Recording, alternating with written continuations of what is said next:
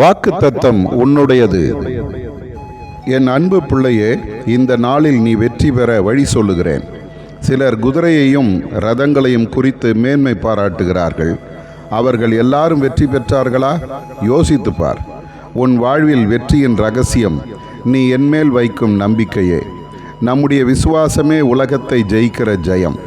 எபிரேயர் 11ஆம் அதிகாரம் உனக்கு கற்றுத்தரும் பாடத்தை இன்று உன் உள்ளத்தில் ஆழமாக பதித்துக்கொள். விசுவாசிகளின் பட்டியல் அதில் கொடுக்கப்பட்டுள்ளது. எல்லாருடைய வாழ்வையும் பார்த்தாயா? அவர்கள் அனைவருடைய வாழ்விலும் அசாத்தியமான காரியங்கள் நடந்தது. நம்பிக்கையற்ற சூழ்நிலையிலும் அவர்கள் அற்புதம் கண்டனர். உன் வாழ்விலும் எனக்கு ஒரு அற்புதம் நடக்காதா என்று ஏங்கி நிற்கிறாய். மற்றவர்களுக்கெல்லாம் அற்புதம் நடக்கிறது, ஆனால் எனக்கு நன்மை நடக்கவில்லை என்று மனவேதனை கொள்ளுகிறாய். ஆனால் உலகத்தை ஜெயிக்கிற ஒரு ஆயுதமான விசுவாசத்தை நீ உன்னிடத்தில் வைத்திருக்கிறாய். அந்த ஆயுதத்தை பயன்படுத்தினால் அசாத்தியங்கள் நடக்கும். வேதத்தில் அற்புதம் கண்டவர்கள் அனைவரும் விசுவாசத்தில் வெற்றி பெற்றவர்கள்.